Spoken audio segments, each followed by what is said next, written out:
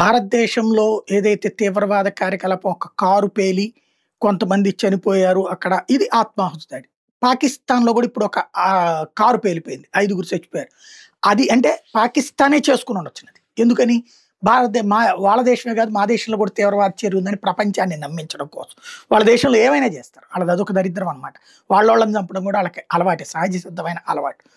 ఇదే సందర్భంలో పాకిస్తాన్ నోటం హెచ్చరిక జారీ చేసింది. ఇప్పుడు మనం గనక ఆపరేషన్ త్రిశూల్‌లో భాగంగా త్రివిధ దళాలు ప్రదర్శనలు 2వ తారీఖు నుంచి 11 దాకా అటు ఈశాన్య రాష్ట్రాల దగ్గరన, అటు సర్క్రీక్ గుజరాత్ దగ్గర జలసంధి దగ్గర, అటు పక్కన లడాఖ్‌లో చేసుకొచ్చాం. దానికి ఒక్కొక్క పేరు పెట్టాం.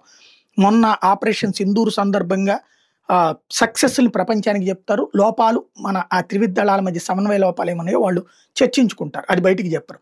అది క్లోజ్ చేసుకుంటూ రేపు మళ్ళీ ఏదన్నా ఇన్సిడెంట్ జరిగితే ఏంటన్నటువంటిదే ఈ 3 ప్రదేశాల్లో జరుగుతున్నటువంటి త్రివిధ దళాల విన్యాసాలకి అర్థం.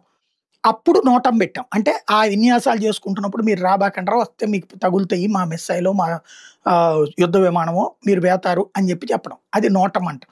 ఇప్పుడు అట్లాంటి హెచ్చరిక పాకిస్తాన్ తన దేశంలో చేసుకుంది. అంటే భయపడుతోంది, వణుకుతోంది. భారతదేశం మళ్ళీ ఆపరేషన్ సింధూర్ 2 అంటుందా, 2.2 అంటుందా, లేకపోతే ఆపరేషన్ ప్రళయ్ అంటుందా అన్నటువంటి భయం అయితే వెంటాడుతోంది.